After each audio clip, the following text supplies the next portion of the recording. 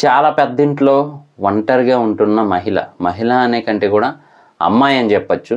So, మరి అంత పెద్దింట్లో అమ్మాయి ఒంటరిగా ఎలా ఉంటుంది? అసలు ఏం జరిగింది? ఏంటి? అనేది తెలుసుకోవాలి కదా!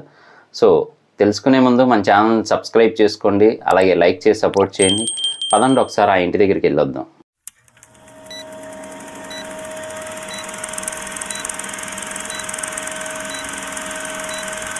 వెల్కమ్ టు భార్గవి నిలయం. మీరు విన్నది కరెక్టే. సో, ఆ ఇల్లు ఇంకేదో కాదండి, భార్గవి నిలయం అనమాట. సో, ఎందుకు ఒంటరిగా ఉండాల్సొస్తుంది ఏంటి అంటే గనక, ఎందుకంటే ఆవిడ దయ్యం కాబట్టి. మీరు విన్నది కరెక్టే. దయ్యం అండి ఆవిడ. సో, అసలు దయ్యంగా ఎందుకు మారాల్సొచ్చింది ఏంటి అనేదే మెయిన్ స్టోరీ అనమాట. కాకపోతే ఆ స్టోరీలోకి వెళ్ళే ముందు వరకు కూడా ఆ బ్యాక్‌గ్రౌండ్ సౌండ్స్ గానీ, అలాగే స్పెషల్ ఎఫెక్ట్‌లు గానీ మామూలుగా ఉండవు. ఇంతకీ ఇందులో నటించింది హీరోగా ఎవరు అంటే మాత్రం మన టొవినో థామస్ గారండి. అదే కొత్తగా 'ఏఆర్ఎం' అనే మూవీ కూడా రాబోతుంది కదా ఆయనది. సో, ఆయనే అనమాట. ఇందులో అయితే రైటర్‌గా నటిస్తారు. అంటే ఆయన పాతకాలం స్టోరీ అనమాట ఇది. ఆయన ఎలా అంటే అప్పట్లో రచనలు చేసేవారు కదా! సో, అలా అనమాట. రచనలు చేసి పేపర్‌లో ప్రింట్ చేయటం, పుస్తకాలు ప్రింట్ చేయటం జరిగాయి కదా అప్పట్లో. అలాగా రచయిత అనమాట ఆయన. సో, ఆయన ఆ ఊరికి రావడం అయితే జరుగుతుంది. ఎక్కడా ఉండడానికి కుదరకపోతే అప్పుడు ఆ ఇంటినైతే చూస్తారనమాట. చూసి అక్కడ అద్దెకు దిగుతారు. కానీ ఆ అట్మాస్ఫియర్ మాత్రం బాగా క్రియేట్ చేశారని చెప్పొచ్చు. అంటే సముద్రం పక్కనే ఊరులాగైతే భలే ఉంటుంది. అంటే ఒకవైపు అలలు కనబడతానే ఉంటాయి. అలల పక్కనే చిల్లర కొట్లు, అలాగే మామూలు ఊరు, రోడ్డు అంతా కూడా భలే యూనిక్‌గా అనిపిస్తదనమాట మనకి. సో, అదైతే బాగా క్రియేట్ చేశారని చెప్పొచ్చు. ఇంపాక్ట్ కూడా బాగా ఉంది. దాంతో పాటుగానే ఇంకా ఊరి వాళ్ళందరూ పేరు చెప్తేనే భయపడతారు. ఎలా అంటే మనకి 'కేజీఎఫ్‌లో' రాఖీ బాయ్ అనగానే అందరూ ఒక రకమైన ఎక్స్‌ప్రెషన్ అది పెడతారు కదా! సో, ఆ టైప్‌లో భార్గవి నిలయం అనగానే అందరూ భయపడుతూ ఉంటారనమాట. సో, మరి ప్రతి ఒక్కరూ భయపడుతున్న ఇంట్లోకి ఈయనైతే ఎళ్తారు. నిజం తెలీదు కానీ ఈయనకి. సో, తర్వాత అయితే ఇలా జరిగిందని వాళ్ళ ఫ్రెండ్స్ అయితే చెప్తారనమాట. అందులో ఒక అందమైన అమ్మాయి ఉండేది. చూడటానికి రాజకుమారిలా ఉండేది. డ్యాన్స్ చేస్తూ ఉండేది. అలాగే ఎదురింట్లో ఉండే శశికుమార్ అనే అబ్బాయినైతే ప్రేమించింది. ఇద్దరూ బాగా ప్రేమించుకున్నారు. చాలా గాఢంగా ప్రేమించుకున్నారు గానీ ఏమైందో తెలీదు. ఆ అబ్బాయి కనబడట్లేదు. అప్పటినుంచి ఆ అమ్మాయి ఇంకేం చేయాలో తెలియక బావిలో దూకి సూసైడ్ చేసుకుంది అని చెప్తారనమాట. అని వాళ్ళు చెప్తారు. కానీ దాని వెనక ఉన్న స్టోరీ అయితే మాత్రం చాలా బాధాకరం అనిపిస్తది మనకి.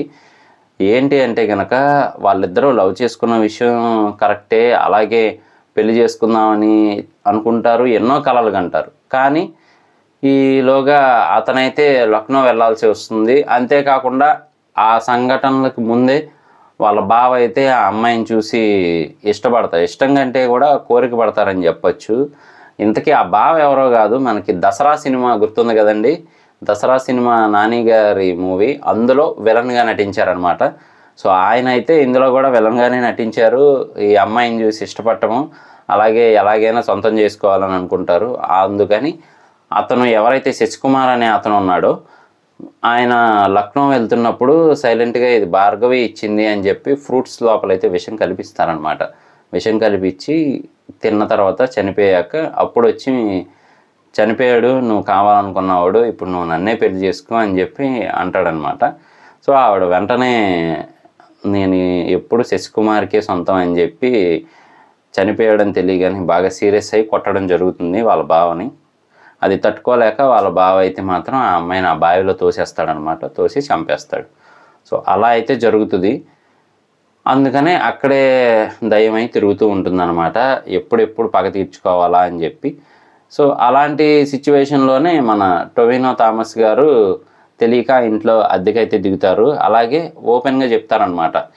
నీలాంటి అందమైన అమ్మాయి లవర్‌గా దొరుకుంటే నేనే చక్కగా పెళ్లి చేసుకునేవాడిని అలా అలా చెప్తారు. సో, అతనేంటో అర్థమయ్యి అతనికి మాత్రం హాని చేయదనమాట ఆవిడ.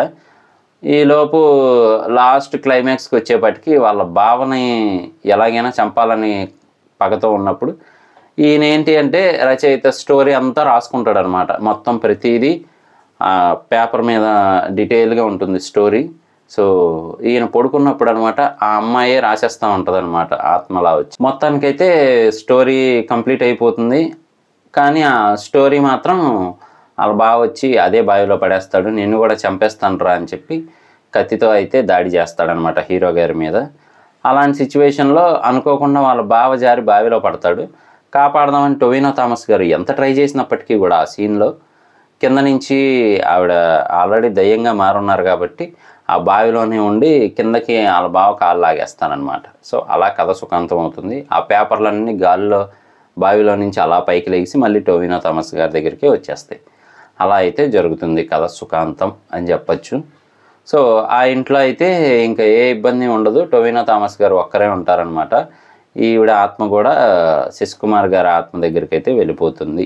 ఇలా అయితే కథ సుఖాంతం అయిపోద్ది. కానీ బాగానే తీసుకెళ్లారని చెప్పొచ్చు ఇంట్రెస్టింగ్గా స్టోరీని. సో టొవినో థామస్ గారి యాక్టింగ్ బాగుంటుంది, అలాగే బ్యాక్గ్రౌండ్ మ్యూజిక్ బాగుంటుంది.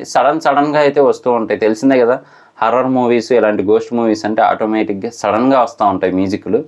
సో కొంచెం సౌండ్ తగ్గించి పెట్టుకుంటే మంచిదన్నమాట. నైట్ పూట చూడడం కుదిరినంత వరకు తగ్గించండి, ఎందుకంటే ఈ మూవీలో నైట్ ఎఫెక్ట్లు చాలా ఉన్నాయి. ఎంతకీ ఎందులో స్ట్రీమ్ అవుతుంది అంటే ఆహాలో స్ట్రీమ్ అవుతుందండి.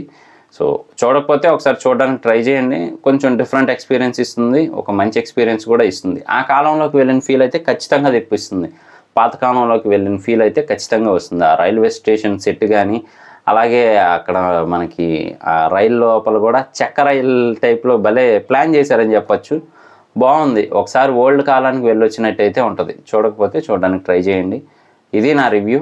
ఇలాంటి మరిన్ని ఇంట్రెస్టింగ్ వీడియోస్ కోసం, రివ్యూస్ కోసం, లేటెస్ట్ అప్డేట్స్ కోసం మన ఛానల్ సబ్స్క్రైబ్ చేసుకోండి అబ్బా, లైక్ చేయండి. మళ్ళీ నెక్స్ట్ వీడియోలో కలుస్తాను. Love you all.